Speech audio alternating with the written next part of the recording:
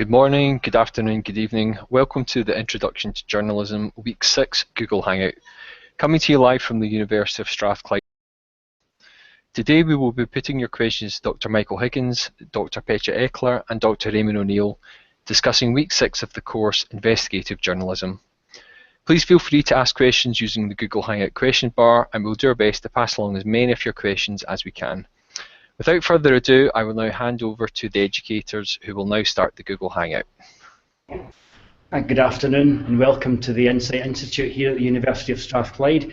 As Aidan's just told you, I'm Dr. Michael Higgins and I'm joined by two now familiar faces, Dr. Petra Eckler and Dr. Eamon O'Neill.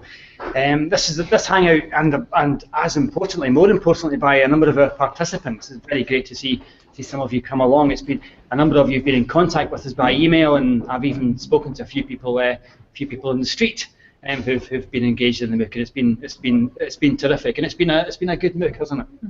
Yes, absolutely. A pleasure to do it as well, and a pleasure to see a lot of our participants being really engaged and enjoying this.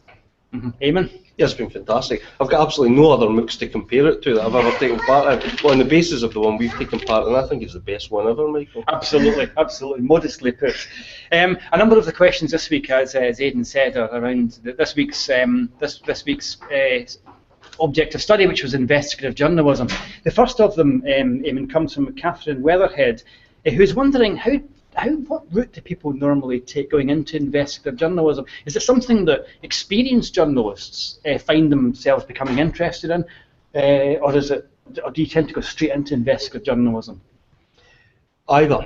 It really depends. It can be, normally I would say in about 60 to 70% of cases, it's journalists who've already been in the job, already been in the career for a number of years, and who find themselves doing a project that lends itself to a proper investigation. So they do it, and they either enjoy it and they're good at it, or they hate it and they're terrible at it, and they never do it again. But for the majority of people that do investigations, they have got some form of journalism reporting general background beforehand. Some people have said it's the equivalent of doing surgery, so you've got to be a doctor, at least qualified, before you can do that kind of specialist route in medicine. It's a similar thing with this. Having said that, there are now a number of specialised courses, master's degrees that try and give training journalists and beginning journalists a sort of quicker start into it. But for anybody that's going off to do their own investigation that hasn't had any experience, I would probably say it'd be wise to at least speak to someone who's done it before, just to give you some editorial oversight so that you don't make really obvious mistakes. Mm-hmm.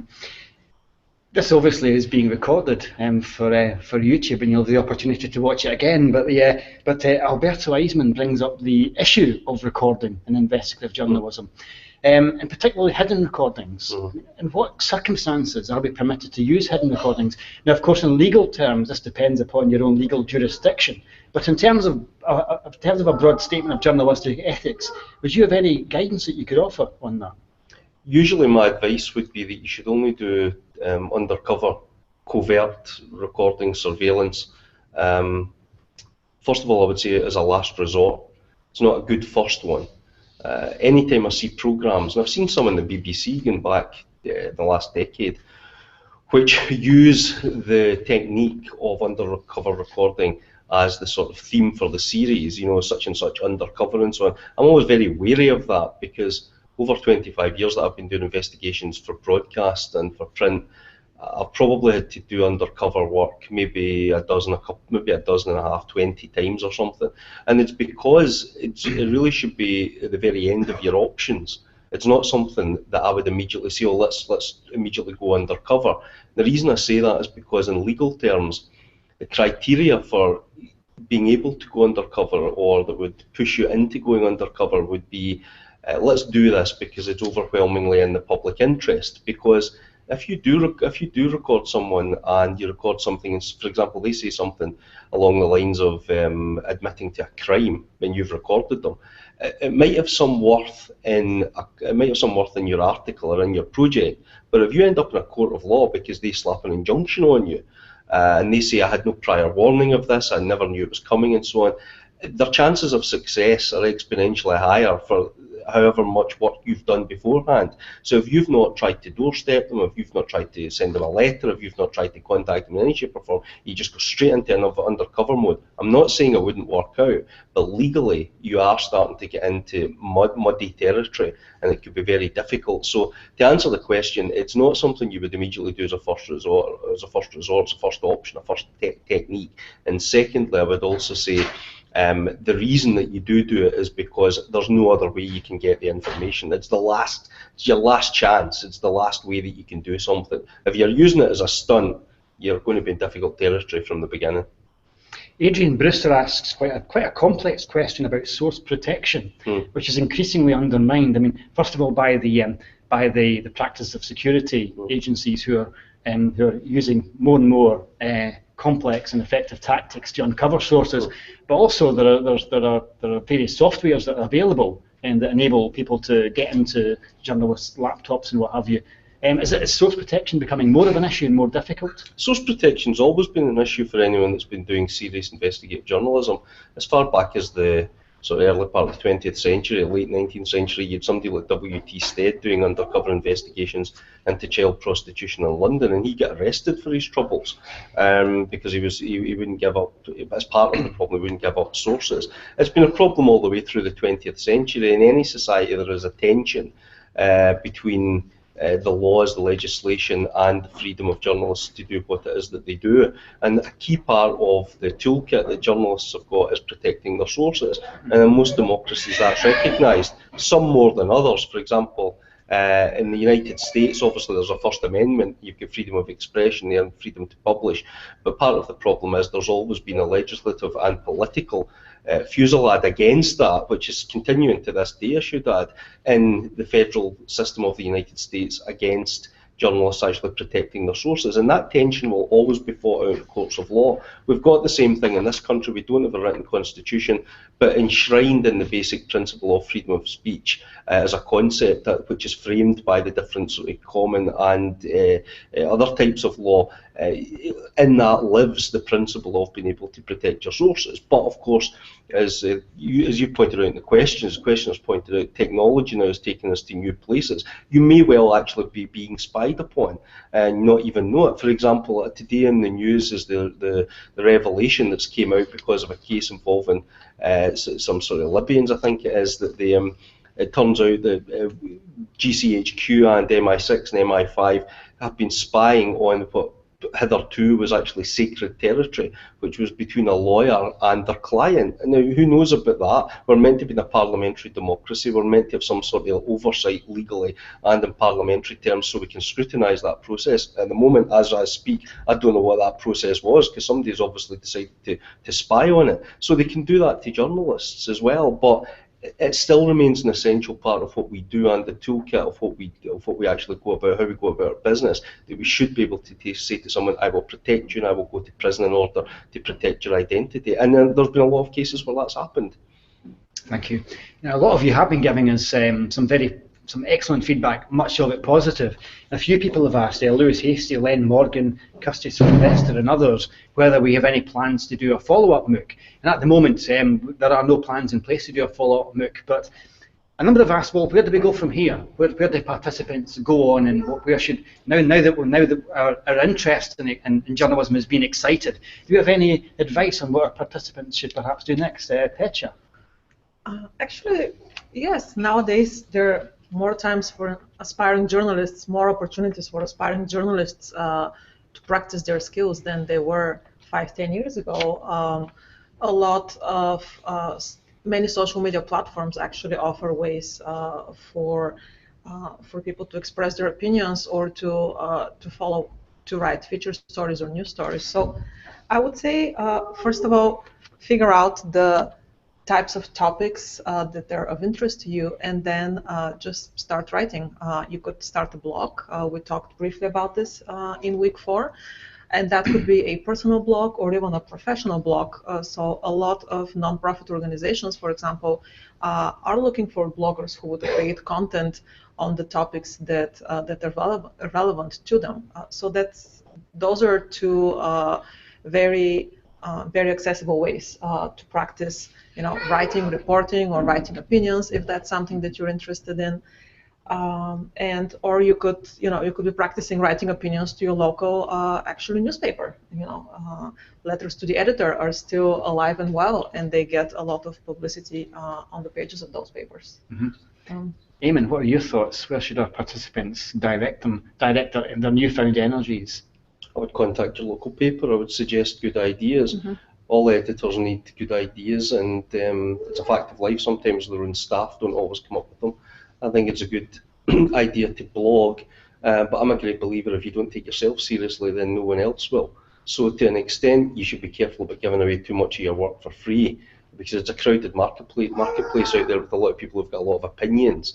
It's a bit of a racket, actually, and noisy in information terms. I would suggest polishing up your basic skills, approaching a newspaper, but do your research. Don't make a blanket approach. Find out what area of the newspaper you like. Find out who the editor is of that, and don't just turn up empty-handed. Actually suggest 2 or 3 ideas. Suggest what the size and shape of them would be like, and why it should be you that writes them, what your unique access is, and so on. Because journalism is a rapidly and fluidly changing sort of workplace, and finding your place in it is as difficult now as it's ever been.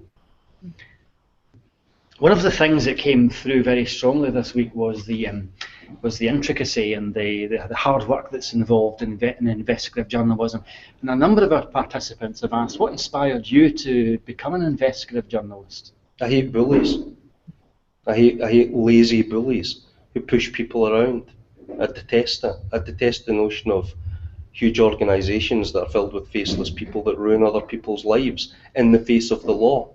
And one of the harsh realities I learned growing up was that it happens all the time. It happens in rich countries, it happens in poor countries, where people who don't know how organisations work, who don't know how their own government works, who don't even know how their own local government works, who don't know how a school works, who don't even understand deliveries of things, kitchens that they're getting fitted, or their pensions that are meant to be paid into the bank, or so on. And people suffer in terrible silence, and they can't sleep, and and they'll commit suicide. People despair over what relatively small things, and it used to horrify me. I used to watch a series every single week. My parents would clap me down in front of a television set every single week from I was about 7 onwards to watch a TV series in the UK called World in Action. And eventually, the first person that hired me in television was the executive series producer of World in Action, Gus MacDonald.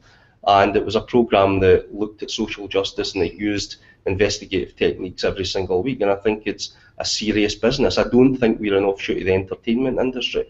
I don't find any of that remotely amusing. I think that journalism is a tool to help give a voice to the voiceless, and it helps to hold people in power accountable.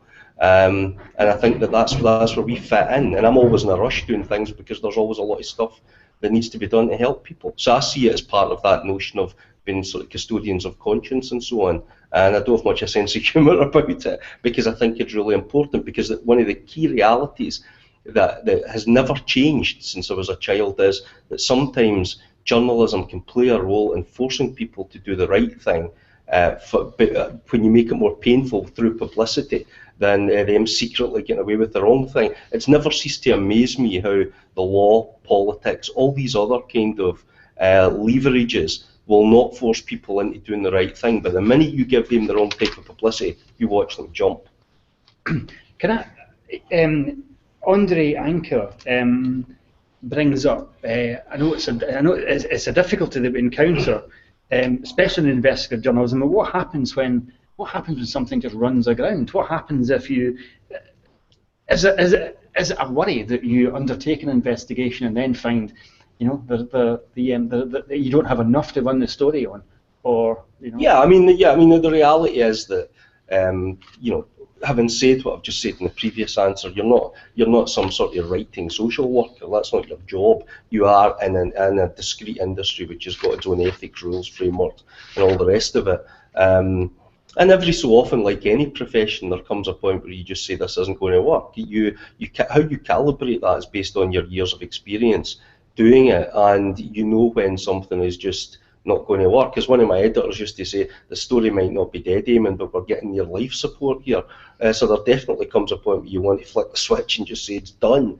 On the other hand, you can get yourself into quite unusual territory as well, where you investigate the hell out of a story and it turns out to be entirely the opposite of what you thought it was going to be. I'll give you a quick example of that. I was once asked to investigate a murder of a person. That was the family asked me to investigate it. A newspaper was wanting to support me. I did a lot of work in it, investigated it, and it became very apparent very quickly this was not a murder. It was actually a very tragic suicide. So I went to the editor, and he was tearing his hair out. He said, "What happened to my murder mystery?" And I said, "Well, I'm sorry, but you've got a very complicated story now of a tragic human story of a suicide." So in some cases, where the investigation leads, and that's the thing that I find interesting, in fact, where the investigation leads is invariably not where you started out. But there does come a point, you are in a framework where there's money supplied and so on, resources. There does come a point to call yourself a professional. You've got to be able to say, "We're done, it's time to put the handbrake on this one," and just leave it. A very broad question. Well, a question from Sarah Villarreal. We've reflected throughout the course on the tenacity and the focus required for journalism. Perhaps not enough on how few women are represented in journalism. I mean, I think we could say that about a number of groups. But why is it that? I mean, is it true that there are not enough women in journalism? And if so, do we have an explanation for that? Or do you think, Petra? I think it depends on the type of journalism. There's some research showing that actually in newsrooms, sections of newsrooms that have to deal with education or healthcare, actually more women tend to write in those. Also in general assignments, women tend to be more. But maybe in investigative journalism, is it more a men's field than a women's thing? I don't know. I mean, I don't think you can make generalizations, because I think every time you go into a different organisation, a different group, or say you're going to speak to somebody that works in a different series or something, I think you almost have to reset the clock. I don't know if there's a definitive statistical analysis being done to show that.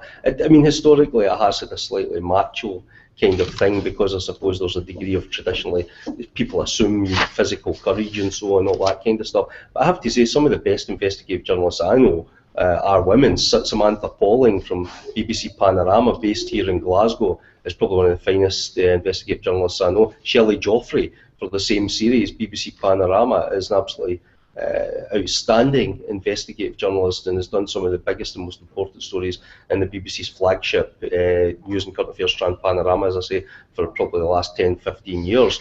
And I have to say, some of the bigger stories I've worked on, I'm constantly coming across colleagues who happen to be from the other gender. So, and I have to say, if it goes by anything, the current class that I'm teaching at Strathclyde of master's students is, I think, about 85% females that are in it. I don't really see much of a difference, but I think maybe it's been a reflection more of a gender bias across all professions. Maybe that's just, it happens to be reflected in ours as well. I'm not sure it's specifically a journalism thing. Certainly a balance that the journalism schools, I certainly know that Strathclyde are doing their best to redress, but of course the people who can redress it the most readily are those who want to go on and become journalists. Yeah, I mean, you've got to vote with your feet. Janet Penny asks about care over those involved in the investigation. I'll read the question. It must be a difficult call when investigating abuse over the long term and having to leave victims in danger of further abuse whilst gathering evidence and preparing to report. Is this? I mean, is this a concern? Is this anything that you or anyone you know of has encountered, where you may be imperiling someone in the investigation? Yeah, I had somebody contact me a number of years ago, probably about 3 years ago, and it was somebody who was contacting me via an anonymous email address from China, who was informing me about a shipment of goods that were allegedly coming from another part of the world, but which this person had knowledge of actually coming straight from China. And the reason the individual knew was because they were coming from the factory this individual worked in. And the standards of industrial output in that factory and safety and so on, and treatment of workers who were mostly women, by the sound of the description she gave me, were appalling. And the part of the problem was I had to check this out because it was a digital sort of web that I was trying to investigate to make sure that she was who she said she was. Cutting a very long story short, it took me several months to work out that she was entirely legitimate. But it was a very, very difficult thing to do because she was absolutely convinced that she was being monitored by probably state security. And she told me at one point, and look, the stakes are really, really high for me, Eamon, and I believed them. She says, to be absolutely frank with you, if I ever go completely silent, you will know that I've been either arrested or I've been, offed, I've been murdered, I don't know. And she did. It went quiet, and I never was able to contact her again. And the address was removed, and all the contacts vanished, and all the rest of it. There was nothing I could do about it. It was basically, now I don't know if somebody just pulled the plug and she's absolutely fine, or she's out, or maybe she's in a shallow grave somewhere, or she's in a cell, or simply just sacked. But that can also be the end of a person's life in some ways. You work in stories like that where there is a vampirish feel about what you do, because you go in, you take the part of the story, the investigation that you're able to give publicity to, and then you have to, after it, be a professional and move on. You try and stay friends with the people sometimes. I've stayed very close to a lot of parents, for example. I don't know why, but I've stayed very close to a lot of parents that have lost their children in murder cases that have been involved in reporting and investigating, or disappearance cases as well. And you do have to leave them. They're the ones that are really experiencing the pain. You're just the professional who is in and out. You've got the option of always walking away and getting in the car and driving away. You might be upset, it might stay with you, it might be something that's connected onto your psyche forever, but they're the ones that have actually now got to live with, the tragedy. So yeah, there are occasions where you do sometimes think you've witnessed something, and you know that after you leave, it will continue. Is that something that journalists can take some pride in, if they maintain a convivial, friendly, or even quite close relationship with someone that's been part of an investigation that they've been involved in? I think it completely depends on what the story is. The way that I've always resolved it in my mind is that, because somebody once said to me, "Are you not crossing the line?" And because you become friends with people like that, you become, you become friends. And I went away and thought about it, and the best answer I could come up with, and I wasn't being glib, but the best answer I could come up with was, I hadn't crossed the line had crossed me. And what I meant by that was that I'm a human being first, and then I'm a journalist. And in those situations, I felt comfortable enough staying with them because I had done the story was published or broadcast or whatever, we had become friends, and a degree of trust was in place that wasn't there until they had seen the finished article. Having said that, there's always an implicit part of that relationship which understands it'll be difficult and different the second time you go back to maybe touch on that story again, or do it over again, because you now know them. You become intimate in a social way with them, and you understand them, and that then it makes it that little bit more difficult to maintain professional distance when it rolls over again. But having said that, I've got colleagues that are doctors, that are friends that are psychiatrists, who are lawyers, judges, and all sorts of professions, and it becomes difficult for them when they re-encounter clients. You've just got to work within the ethical and professional framework that you set up for yourself. Petya, are there any broader points about the ethical obligations that journalists have, a duty of care towards people that are involved in a story that they're covering? Mm-hmm. Yeah, absolutely. Actually, a lot of what Eamon said also has to do with health journalism, which is what I used to do back in when I was in the media, and you there as well, you end up very often talking with the same sources again and again, either with patients or with doctors or with other experts, and you develop a relationship with them.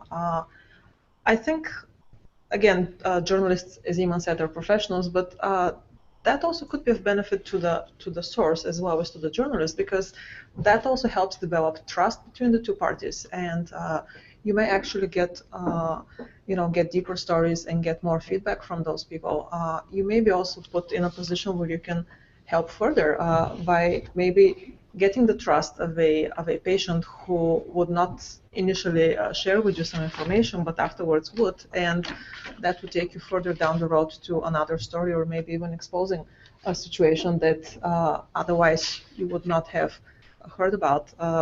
Again, health reporting is also a very touchy subject. There's issues of privacy there and confidentiality. So it's one of those areas where getting the trust of sources and developing relationships until they're ready to share something with you is important. A few people have asked about the purpose of doing the MOOC. I'll offer my own perspective on this, that what we've been trying to do, I think, is to inspire an interest in journalism amongst people. I mean, we're not trying. I don't think we're in a position, although we would like to be able to train journalists over a 6-week course. But what we have been interested in doing is getting people interested and sympathetic towards journalism, understanding the huge responsibility that journalists bear and the difficulties that they encounter in trying to meet those responsibilities. And what have your thoughts been on what this MOOC has been about, and has it been worth all the work? It's involved a lot of work. I know that over the summer we've been involved in putting videos together. Has it been worth it? And what's driven us on? What's kept us going? Yes. Yeah. Actually, we had a question, right, of how many hours it took us to put this together. I didn't even want to think about how many hours it took. Yes. The short answer is a lot. We stopped counting, right, at some point. No, talk for yourself. I'm still counting. You're still counting? Yeah. But yeah, I mean, I think the main purpose here was to give participants a glimpse at the other side of the curtain of how things are happening.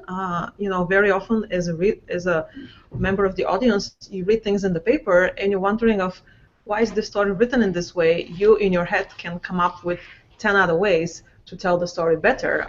But if you, on the other hand, are on the other side and writing that story, you also have a lot of additional influences and a lot of additional factors that are influencing you that the reader may not be aware of. And so very often when I've discussed media coverage, particular examples of media coverage with just regular people, and they ask me those questions, I would point out the realities of working in a newsroom, and they would start to understand better of why stories are written in the way they are. And I think this was one of the bigger purposes here, to show some of those realities, to lift the curtain a little bit of the way that media content is written, produced, and put out there for consumers. Yeah, I would agree with most of that. I think that most people that I've met, including students, I like to ask them on the first day of the course how many of them have ever actually met a journalist before, and hardly any of them. And the reality is that most people's impressions of what journalism is and who journalists are usually come from two places. It either comes from films, TV, entertainment sources, which are rubbish, or it comes from they're watching the news, and usually these days it's somebody that works for the Sun or News of the World or the Daily Mirror being arrested, pleading guilty to something, something dreadful that they shouldn't be doing. They shouldn't be in the business. And that's what they think journalists are, and it's wrong. And I think that this MOOC was a good chance for people who are serious, who are willing to put the time in, because a lot of people that are watching this have been amazed at the amount of time, the quality of questions, the inquisitiveness that's there, the sort of quite penetrating nature of some of the issues that have been raised have been really quite challenging to even answer. And I think if somebody's willing to give that amount of interest to something, speaking for myself, that I still do and I really love, then I'm more than happy to pay that interest back by giving them the most serious and considered reply that I can. I know my colleagues are the same. So in some ways the MOOC has flown in for us too, but there's also a huge team behind it. There's been a lot of hard work put into it, and technically it's a bit more difficult than it maybe seems at times. When everything's working, that's the beauty of technology. It's quite seductive. When it's not and you're organising it, it's still kind of working away at the coalface sometimes. Well, thanks for the technology working for us just now. Well, we hope it isn't. Perhaps you're all now watching a blank screen. Slightly unfairly, Eamon, because I know you have a particular expertise in this, but one of the participants asked that I discussed films about journalism with, inevitably the film Watergate came up. And now, is that how realistic is the film Watergate? Because I'm sure it's one that many of our participants have seen. If they haven't seen it, should they see it? And is it a good representation of journalism? I'm looking forward to seeing the film Watergate. I think you're referring to All the President's Men. All the President's Men. All the President's Men. Sorry, I couldn't resist giving a Dr. Higgins there. It's so easy sometimes. All the President's Men is actually one of the best films about journalistic process that you can ever watch. It's about 90 to 95% accurate. There has been some discussion about whether or not Robert Redford, who is obviously the star of it, is with Dustin Hoffman. He played Bob Woodward and Carol Bernstein. There have been some discussion about how much Redford actually, how much input he had to the actual process of writing the book, because curiously he came along to buy the options on the story while Woodward and Bernstein were still locked in a basement somewhere, actually trying to churn the thing out. So I think some people think that they were influenced by the fact they knew it was going to be a Hollywood movie.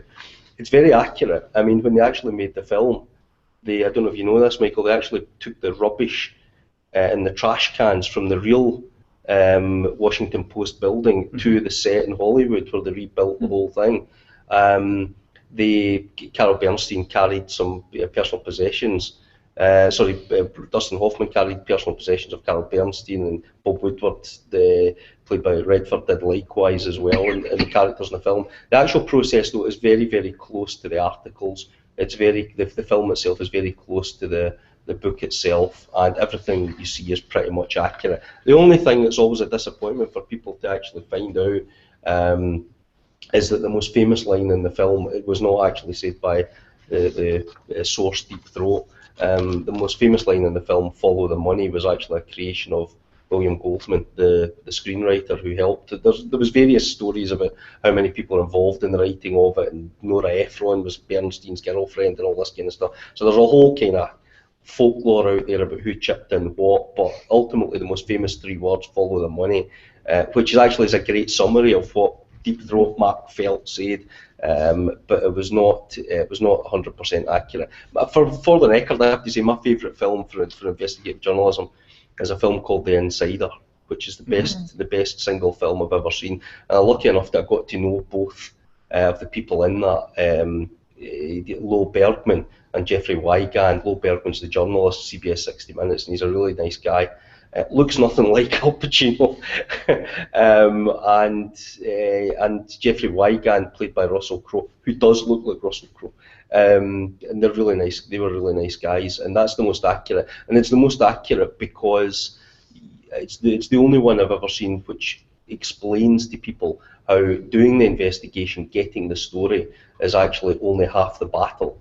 Because then you have to go through these moronic lawyers who actually have got corporate interests at heart. And the best scene in the film is when Lowell Bergman explodes and says, "Are you a newsman or are you a businessman?"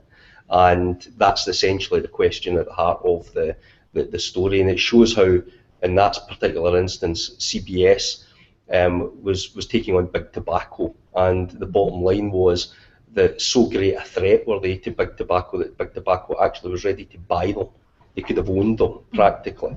Now, having said that, everybody always says the Insider, everybody prefaces it and says it's not a true story, it's not a documentary, it's a film. I'm saying that right now in this live broadcast, and the reason for that is because there's still feelings within the industry that they would still go after you, even me, for making these remarks right now. So to me, that's the best process, because it shows the toll that the story and the process and the lawyer takes on the journalist himself, Lowell Bergman. And it's a process I've been through myself probably innumerable times. It's the back end of the problem. It's staying alive when you go up the mountain. It's not just getting up it. So. And I actually want to add, because this is about tobacco, which is an area of mine that I used to research as a health communication person a few years ago, that actually the secret documents that were disclosed by the tobacco industry as part of the tobacco settlement agreement were revolutionary, because they really gave public health officials an insight into all the things, into the research that the tobacco industry has and uses to promote tobacco products to youth and to certain demographic groups. And that research was years away, actually, of where the public health research was to prevent that from happening. And so... Well, they bought up all the best scientists. That's how Yes. they were able to do it. They had bought up all the best scientists. But even to this day, the research that happens on the tobacco side of things is very advanced, and the repercussions of this are actually even felt today. So that story also has a lot of public health implications. Katrina Miller, sorry, I beg your pardon, Katrina Murray asked about the unique technology-led ways of storytelling that are developing in journalism. Well, ask actually for both of your reflections on the way that digital technology and new platforms in particular maybe actually, whether they are refashioning the way that we do journalism. You first, Petra? Yes, absolutely. Actually, nowadays there's lots of ways to be a journalist and many platforms in which you can practice your skills. So you have more than the written word now to show what you want to show and to tell the story that you want to tell. So you could be, multi-platform journalism. You could be using audio slideshows or slideshows with just pictures or with audio added to them in a way to show the environment that you're in. If that's part of the story, you could be doing shooting video, or you could be just doing podcasts. You could be doing interactive maps or any compilation of those things. And a lot of these platforms and the ways to do this properly are actually offered free online. And so it's more a matter of curiosity and pushing yourself maybe out of your comfort zone to get into those new technology than a matter of finances, really. We do a lot of this with our students and use the free platforms that we have online for creating podcasts, for creating infographics or slideshows with pictures. And so if you're into photography, why not integrate that with your actual story writing skills? That makes the story even better. Do you have anything to add, Eamon? No, I mean, there's a lot of stuff available, and it's really exciting. And it's really good if you're wanting to unpack your story. There's a lot of different ways you can unpack it and tell it, but you've still got to have a really good story to tell. Yes. And you've still got to have the basic journalism. It's like otherwise it's just like letting somebody wander into a kitchen and look at all the ingredients. Very exciting, but if you don't know what you're doing, you're going to end up in a bit of a mess. So it's very exciting. Lots of ways to tell it digitally and so on. But at the essence of it's really pretty hardcore good journalism. True. Of course. Thinking about investigative journalism again this week, investigative journalism is dynamic, and we always hope that the best great stories are the ones that are still to come. Who in particular, Eamon, would you recommend that our participants keep an eye on? Go to a website called propublica.org, propublica.org, based in New York. That's probably about the best on the go just now, in terms of philanthropically financed, serious, publicly service-minded, I beg your pardon, investigative journalism. I would have a look at the work the Guardian's been doing. It's fantastic. It's very good. Going back to the last question at visualization techniques for stories, for example, the Edward Snowden revelations, the NSA, it's very good. On that, I would also look up a journalist called James Bamford, who is the world's authority on the National Security Agency. Fantastic stuff there as well. The Washington Post of Watergate fame has also experienced a resurgence recently. The quality of its work is absolutely magnificent. For anybody outside the UK, have a look online at Channel 4's Dispatches, documentaries that are available on YouTube if you want to see what's happening in broadcast terms. And obviously the BBC are very good in their output as well. File on 4, for example, on the radio, you can listen to that internationally, is absolutely fantastic. Apart from that, there is just a plethora of fantastic colleagues out there doing the most amazing work. A lot of good work coming out of South America, a lot of exciting work coming out of Africa these days as well. We're also starting to see the beginnings of some good investigative journalism out of China. So it's because of the technology and so on, it's very exciting times for cross-border investigations. Lots happening. They've been given their homework, Petra. Do you have anything else to add? Any other recommendations? I would just pigtail on what Eamon said and would just say read a lot. The best writers are also very active readers. So read the type of journalism that you want to write, and that would inspire you to begin with your own writing. Start to pick up on some of the language and on some of the techniques, and then you won't notice, but those will start getting into your own writing eventually. Thank you. Thank you very much for joining us in this our final hangout. It has been a very enjoyable MOOC, hasn't it, guys? Yes. Yeah. Yeah. Thank you all of you for your participation, and this will be available for you to watch again on YouTube. And please do keep coming with your comments, and we're continuing to read them and continuing to respond to them. So thank you very much indeed, and good luck.